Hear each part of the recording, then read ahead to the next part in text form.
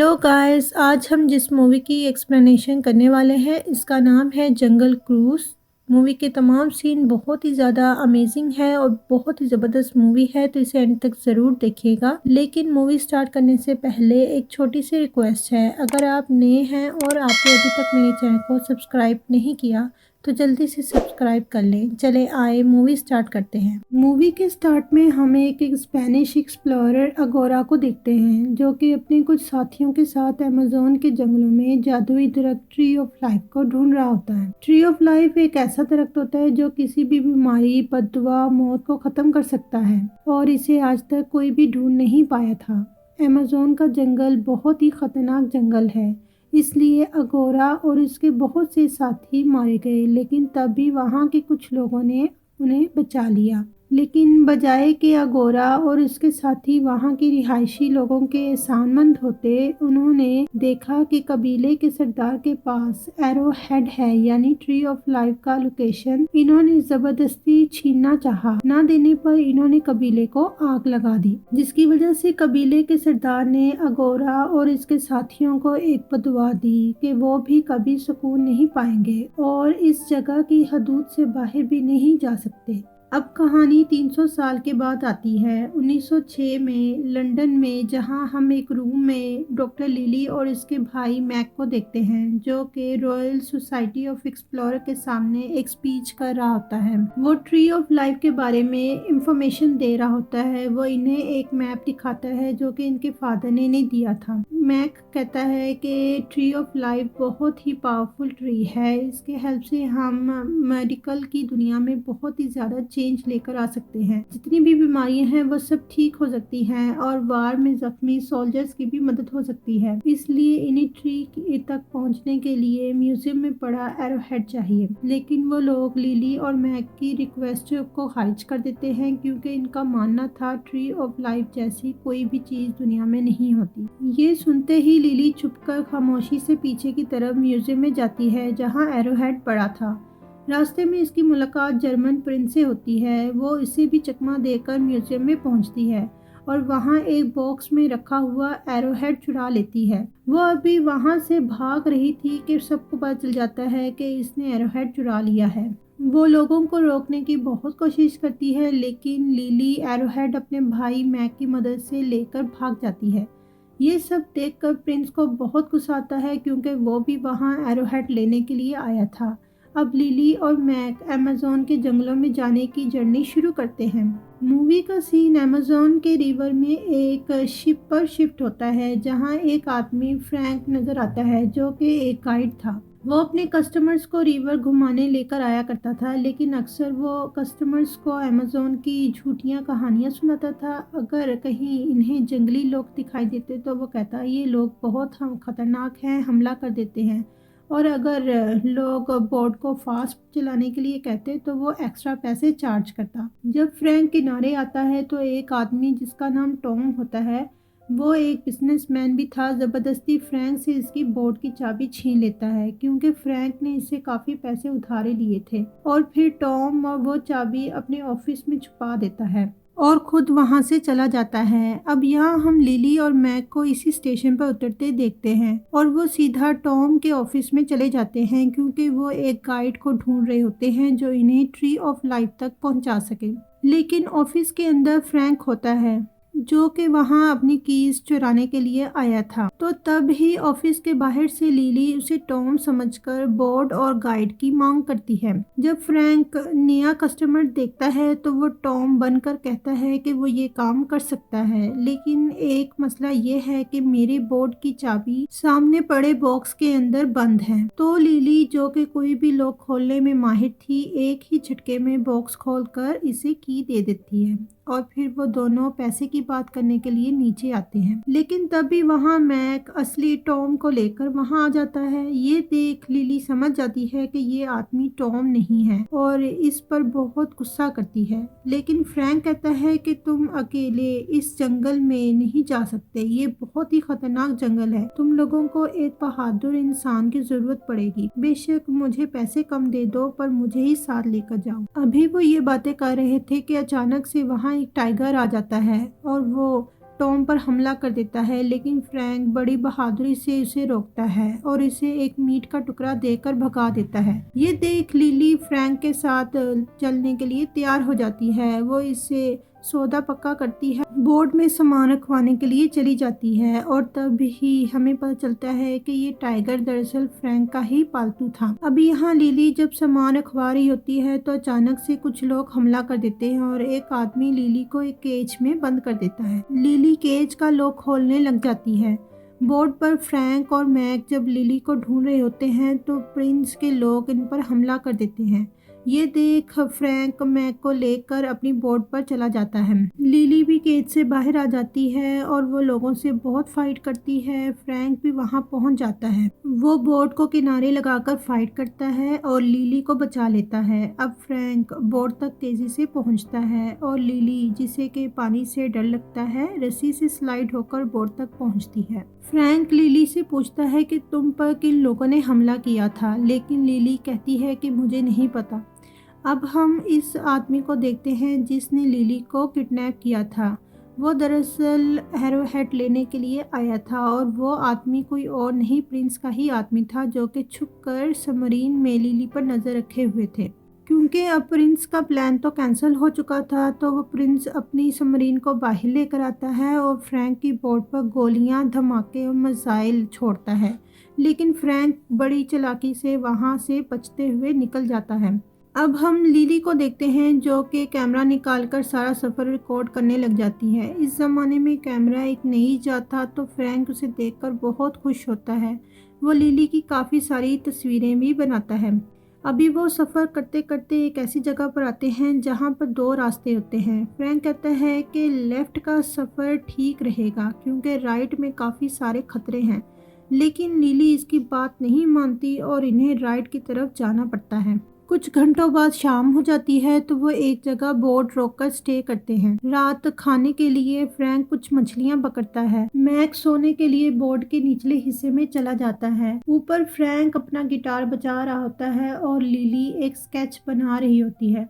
वो दोनों आपस में बातचीत करने लग जाते हैं। फ्रैंक बताता है कि तुम जिस चीज़ यानी ट्री ऑफ लाइफ को ढूंढ रही हो, दरअसल वो हकीकत में नहीं है और ये जस्ट एक छोटी सी कहानी है जिसकी तलाश में बहुत से लोग मारे मारे फिरे हैं और यहाँ पर बहुत से लोगों की जान गई है। लेकिन लिली कहती है कि ट्री ऑफ लाइफ असल में है और ये साइंस के बहुत से डोर्स ओपन कर सकता है और इसीलिए वो इस ट्री को ढूंढ रही है।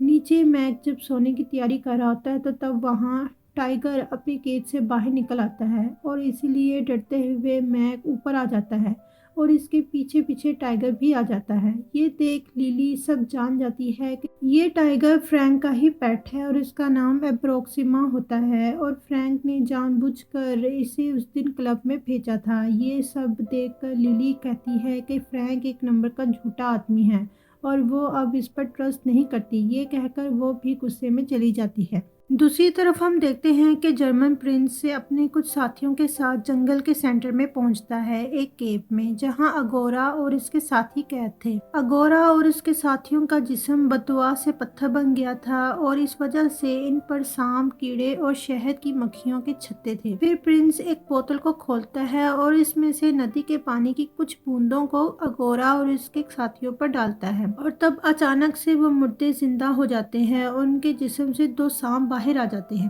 प्रिंस उनसे एक डील करता है कि अगर वो उनकी मदद ट्री ऑफ लाइफ ढूंढने में करते हैं तो वो उनको इस बददुआ से भी आजाद करवा देगा, लेकिन इसके लिए इन्हें एरोहेड चाहिए जो कि इस जंगल में एक लड़की के पास है। सांप ये बात मान जाता है। बददुआ से बचने के लिए इन पर समुद्र का पानी का पड़ना जरूरी था, तो प्रिंस नदी की गुफा पर धमाका करवाता है जिससे नदी का पानी केव तक पहुंच जाता है और देखते ही देखते वहां के मुर्दों में जान आ जाती है। नेक्स्ट में लिली को देखते हैं जो कि एक डरावने सपने से जागती है। फ्रैंक उसे बताता है कि हमने बहुत लंबा सफर तय कर लिया है और आगे बहुत खराब रास्ता आने वाला है। वो दोनों को किसी चीज को पकड़ने के लिए कहता है और खुद पत्थरों से भरे रास्ते से बोट को बचाता है और तब ही बोट के झटकों से नीचे के पोर्शन में रम की एक बोतल गिर जाती है। एप्रोक्सिमा यानी टाइगर इसे पी लेती है। इधर फ्रैंक को कुछ समझ नहीं आता। वो देखता है कि आगे एक बहुत बड़ा वाटरफॉल आ रहा है। फ्रैंक बोट को वापस पीछे की तरफ घुमाता है और बहुत कोशिश करता है, लेकिन पानी का बहाव इतना ज़्यादा होता है कि बोट पीछे नहीं जाती और फ्रैंक आहिस्ता आहिस्ता बोट को साइड पर ले आता है और दूसरा रास्ता पकड़ता है। फ्रैंक नोटिस करता है कि अप्रोक्सिमा बहुत अजीब बिहेव कर रही होती है और फिर बेहोश होकर गिर जाती है। इधर लिली की भी हालत बहुत खराब हो रही होती है, इसीलिए आगे जाकर ये लोग एक जगह रुक जाते हैं। आगे फ्रैंक और मैक ईंधन के लिए लकड़ियां इकट्ठी करने के लिए जाते हैं तो मैक बताता है कि दरअसल लिली उनके फादर का सपना पूरा करना चाहती है और वो ट्री ऑफ लाइफ से एक ऐसी मेडिसिन बनाएगी जो कि किसी भी बीमारी को ठीक कर सकती है और वो अपनी बहन को अकेला नहीं छोड़ सकता, इसलिए वो इसके साथ आया है। इधर बोर्ड में लिली एक बंद रूम में आती है जहां वो चुपचाप लॉक खोल देती है, जहां उसे एक फाइल मिलती है जहां ट्री ऑफ लाइफ के डॉक्यूमेंट्स होते हैं और एरोहेड के स्केचेस और कुछ मैप्स भी होते हैं। और तब भी वहां फ्रैंक आ जाता है और वो इससे पूछती है कि तुम्हें ये सब चीज़ों का कैसे पता चला। तो फ्रैंक बताता है कि काफ़ी साल पहले वो भी यहाँ ट्री ऑफ लाइफ की तलाश में निकला था, लेकिन उसे वो ट्री नहीं मिला। आगे वो बताता है कि मैं अमेज़न के जंगलों के हर हिस्से में जा चुका हूँ, इसीलिए जब मुझे ट्री नहीं मिला तो मैं गाइड बन गया, लेकिन मैंने अपनी तलाश नहीं छोड़ी। लिली कहती है कि जब उसने भी पहली बार ट्री ऑफ लाइफ को ढूंढा था तो वो इसे नहीं मिला था, क्योंकि वो इसे गलत जगह ढूंढ रही थी और ट्री ऑफ लाइफ को सिर्फ एरोहेड ही की मदद से ढूंढा जा सकता है। अभी वो ये बातें कर ही रहे होते हैं कि मैक की चीखेंगी आवाज आ जाती है और पता चलता है कि उन पर वहाँ के जंगली लोगों ने हमला कर दिया है। वो इन सबको बंदी बनाकर कबीले ले जाते हैं और सरदार के पास पेश करते हैं। फ्रैंक उनकी जुबान में कहता है कि वो इन दोनों को जाने दे और इनकी जगह इसे कैद कर ले, लेकिन सरदार कहता है कि इन्हें लिली के पास पड़ा एरोहेड चाहिए, वो इसके बदले में इन तीनों को जाने देगा। लेकिन लिली एरोहेड देने से मना कर देती है और किसी चीज से रस्सी खोलकर एक हथियार छीनकर इन पर हमला कर देती है। ये देख वहाँ सभी लोग इसका मजाक उड़ाने लग जाते हैं और तभी वहाँ कबीले की लीडर निकाब हटाती है और पता चलता है कि ये सब फ्रैंक के ही लोग हैं और ये सब मिले हुए हैं। फ्रैंक को एरोहेड चाहिए था, इसलिए वो इसके साथ मिलकर इन्हें ब्लैकमेल कर रहा था।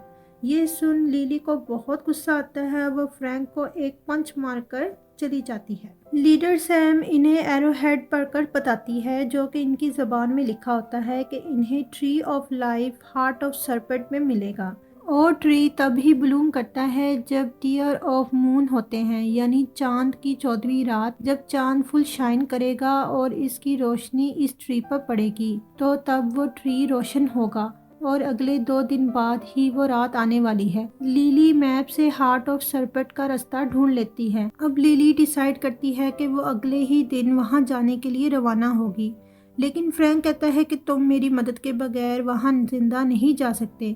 तो लिली उसके असाइनमेंट के पैसे देकर उसे वहां से जाने का कहती है, क्योंकि अब वो इस पर ट्रस्ट नहीं करती थी। अब रात जब सब सो रहे होते हैं तो वहाँ अगोरा और उसके लोग हमला कर देते हैं।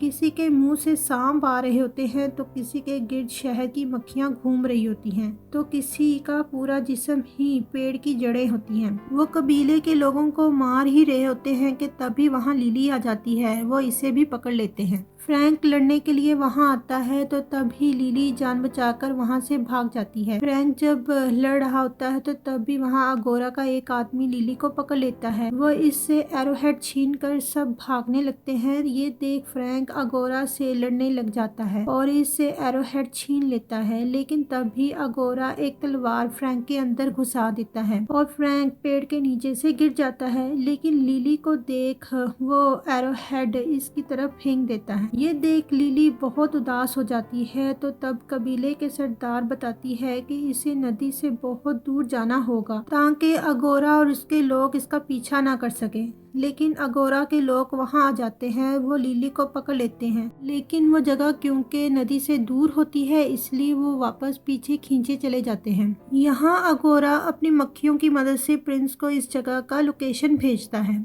अब अगली सुबह लिली वापस कबीले में आ जाती है और उसे वहाँ फ्रैंक की जिंदा बॉडी मिलती है। वो इसे उठाती है तो तब भी वहाँ मैक और सैम आ जाते हैं। लेकिन मैक देख हैरान रह जाता है क्योंकि तलवार अभी भी फ्रैंक के आर पार होती है। लेकिन हैरान होने की बात यह थी कि इसकी बॉडी से एक भी खून की बूंद बाहर नहीं आ रही थी। लिली ये देख पैनिक होने लगती है तो फ्रैंक कहता है कि वो ठीक है और वो 400 सालों से ज़िंदा है और वो इसे ये सब बातें बता देगा, लेकिन पहले वो इसकी बॉडी में से तलवार निकाले। लिली काफ़ी मुश्किलों से तलवार निकाल देती है। अब फ्रैंक लिली को आगे के सफ़र पर जाने के लिए कहता है। लिली अपने भाई को किसी भी खतरे में नहीं डालना चाहती थी, इसलिए वो इसे कबीले में छोड़कर फ्रैंक के साथ आगे सफ़र को कंटिन्यू करती है। अब दूसरी तरफ प्रिंस को देखते हैं जिसके पास अगोरा की भेजी हुई बी आती है। वह इसे मैप पर लोकेशन का बताती है। इधर बोर्ड पर फ्रैंक लिली को बताता है कि उसका नाम फ्रैंकिस था और वो 400 साल पहले वो भी अगोरा के साथ काम किया करता था, बल्कि उसका बहुत अच्छा दोस्त था। लेकिन एक दिन अगोरा की बेटी बहुत बीमार हो गई थी और इसके लिए वो सब ट्री ऑफ लाइफ ढूंढ रहे थे, लेकिन काफ़ी महीने अमेज़न के जंगलों में ट्री की तलाश करने के बावजूद इन्हें ट्री नहीं मिला और इस जगह के तमाम मैप फ्रैंक ने ही बनाए थे। और फिर भटकने के बाद जब अगोरा के लोग एक एक करके मरने लगे तो तब वहाँ के कबीले के लोगों ने इनकी जान बचाई। कबीले के राजा और इनकी बेटी ने ही इन्हें ट्री ऑफ लाइफ से बचाया था। अगोरा को अपनी बेटी के लिए ट्री ऑफ लाइफ चाहिए था, लेकिन कबीले के सरदार ने इसे देने से मना कर दिया, इसलिए अगोरा ने सरदार को कत्ल कर दिया और इसके लोगों ने पूरे कबीले को तबाह कर दिया। ये देख फ्रैंक ने अगोरा को रोकने की कोशिश की, लेकिन अगोरा ने इसे भी चाकू से वार कर दिया। इन सबको देख कबीले का सरदार इन्हें बदुआ देता है कि वो अब कभी भी नहीं मर सकते और अब कभी भी इस जंगल से दूर भी नहीं जा सकते, और अगर वो वहाँ से दूर गए तो इनका जिस्म पत्थर का बन जाएगा। यहाँ फ्रैंक और अगोरा काफ़ी सालों से एक दूसरे से लड़ रहे थे, तो एक दिन लड़ते लड़ते फ्रैंक अगोरा और इसके साथियों को एक गुफा में फेंक देता है। अब वो गुफा क्योंकि नदी से बहुत दूर थी, इसलिए इनका जिस्म पत्थर का बन गया और वहाँ पर वो लोग कैद हो गए। अब यहाँ फ्रैंक अकेला रह गया था, इसलिए वो यहाँ लोगों को लाता था और धीरे धीरे पूरा शहर बसा लिया। और फिर इसने एक बोट बनाई थी और टूरिस्ट गाइड बन गया था, और इस तरह इसने अमेज़न की हर जगह ट्री ऑफ लाइफ को ढूंढा, लेकिन उसे कहीं भी ट्री ऑफ लाइफ नहीं मिला। इधर कबीले में प्रिंस आ जाता है और वो मैक को पकड़ लेता है। वो इसे ब्लैकमेल करता है कि अगर वो अपनी बहन की लोकेशन का नहीं बताएगा तो वो पूरे कबीले को तबाह कर देगा। मैक को मजबूरन उसे लिली की लोकेशन का बताना पड़ता है। यहाँ लिली और फ्रैंक हार्ट ऑफ सरपट पहुँच जाते हैं, लेकिन ये सिर्फ एक वाटरफॉल होता है। लेकिन तब ही फ्रैंक को वहाँ एक ज़मीन का टुकड़ा मिलता है। वो पानी में छलांग लगाकर नीचे जाता है, जहाँ उसे एक रास्ता दिखाई देता है। वो वहाँ से वापस आ जाता है और लिली से कहता है कि वो अब वहाँ से आगे नहीं जा सकता और अब लिली को ही आगे जाना होगा। लेकिन लिली, जिसे के स्विमिंग से डर लगता है, वो नीचे जाने से डरती है, तो फ्रैंक उसे समझाता है और इसके साथ पानी में जाता है। वो इसे एक जगह पत्थर हटाने के लिए कहता है। लिली आगे बढ़ती है तो इसका पाँव गलती से एक ट्रैप पर पड़ जाता है, जिससे इन दोनों के रास्ते अलग अलग हो जाते हैं। लिली पैनिक करने लगती है तो फ्रैंक उसे खामोश करवाता है। फिर लिली वहाँ वापस जाकर पत्थरों को हिलाने लगती है। फ्रैंक पर भी मछलियों का हमला हो जाता है, उन्हें हटाने की कोशिश करता है। लिली बहुत कोशिश कर उस पत्थर को नीचे की तरफ खींच लेती है और जो झरने का पानी नीचे आ रहा होता है वो बंद हो जाता है और पानी कम होने लगता है। लिली बेहोश हो जाती है। हम देखते हैं कि सारा पानी खत्म हो जाता है और नीचे से एक पूरा शहर सामने आता है। फ्रैंक लिली को बचा लेता है। ये सारी जगह को देख वो दोनों बहुत खुश होते हैं क्योंकि अब बददुआ खत्म होने वाली थी। ये देख फ्रैंक बहुत इमोशनल हो जाता है और कहता है कि वो जिंदगी से मायूस हो गया है और अब वो बहुत जल्दी इस दुनिया को छोड़ना चाहता है। ये सुन लिली को बहुत गुस्सा आता है और वो कहती है कि वो इससे बहुत मोहब्बत करती है।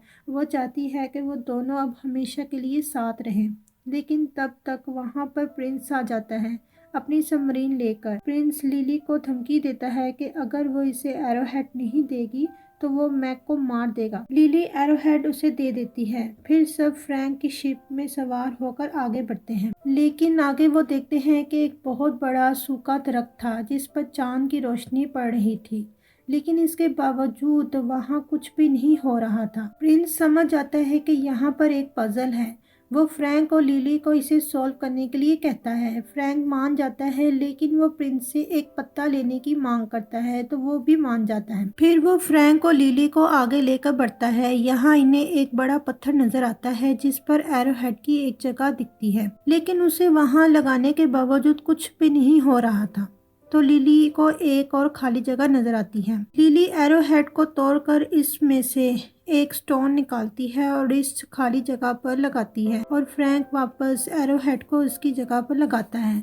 तो इसके साथ चांद की रोशनी दरख्त पर पड़ती है और इसी के साथ गुलाबी रंग के फूल और पत्ते निकल आते हैं। लिली फ्रैंक से कहती है कि चांद की रोशनी बहुत जल्द खत्म हो जाएगी और इसी के साथ पेड़ दोबारा सूख जाएगा, इसलिए इनके पास टाइम बहुत कम है। प्रिंस अपने कुछ साथियों को लेकर आगे बढ़ता है ताकि सारे पत्ते इकट्ठे कर सके। तो इधर फ्रैंक बोर्ड पर मौजूद प्रिंस के लोगों को एक एक करके मार गिराता है और मैक को आजाद करवा देता है। तो तभी लिली पेड़ पर चढ़ती है और एक शाख से पत्ता तोड़ लेती है और तभी चांद की रोशनी ना होने की वजह से दरख्त दोबारा सूखने लग जाता है। लेकिन तभी प्रिंस आता है और इससे पत्ता मांगने लगता है, लेकिन लिली वो फूल फ्रैंक की तरफ फेंक देती है। वो इसे पकड़ लेता है और फिर वहाँ अगोरा आ जाता है। सबसे पहले अगोरा तो प्रिंस को ही मार देता है। फ्रैंक उसे आखिरी पत्ता दिखाता है, इसलिए वो लिली को छोड़कर इसके पीछे भागने लगता है। फ्रैंक अगोरा और इसके साथियों के साथ लड़ने लग जाता है, लेकिन वो सब क्योंकि ज्यादा थे तो वो फ्रैंक को पकड़ लेते हैं और इससे पत्ता मांगते हैं। फ्रैंक ने तो वो पत्ता पहले ही मैक को दे दिया था। तो तब ही इनकी बोट एक जगह टकरा जाती है और एक बहुत बड़ा धमाका होता है जिससे पानी आने का रास्ता बंद हो जाता है और वो पूरी जगह सूख जाती है। और तब ही बददुआ की वजह से आसपास से शाखें इन्हें पकड़ लेती हैं और खुद में कैद करने लग जाती हैं। लिली जब फ्रैंक को पत्थर बना देखती है तो उसे बहुत दुख होता है और वो बहुत रोती है। वो कहती है वो इसे बहुत मोहब्बत करती है और फिर वो फूल फ्रैंक के मुंह में रखती है और देखते ही देखते फ्रैंक दोबारा से जिंदा हो जाता है और वो बददुआ से भी आज़ाद होकर पूरी तरह ठीक हो जाता है। इसकी बॉडी से खून भी निकल रहा था, इसका मतलब हुआ कि वो अब मुकम्मल तौर पर ठीक हो गया है। फिर कुछ देर बाद दोबारा से चांद की रोशनी आती है जिससे दरख्त पर कई सारे फूल खिलते हैं जिन्हें लेकर वो शहर आते हैं। फ्रैंक फाइनली 400 साल बाद इस जगह से आज़ाद होकर निकल आता है। लिली की डिस्कवरी की वजह से इसका बहुत नाम होता है। रॉयल सोसाइटी ऑफ एक्सप्लोरर इन्हें दोबारा इनवाइट करते हैं, लेकिन मैक लिली के बिहाफ पर वो इनविटेशन फाड़ कर फेंक देता है और सब लोग खुशी खुशी लंदन में रहने लगते हैं। इसी के साथ मूवी ख़त्म हो जाती है। आई होप आपको मेरी वीडियो की एक्सप्लेनेशन पसंद आई होगी। अगर पसंद आई है तो प्लीज़ जल्दी से वीडियो को लाइक कर दें और चैनल को सब्सक्राइब कर दें। चलिए मिलती हूँ नेक्स्ट वीडियो में, तब तक के लिए बाय।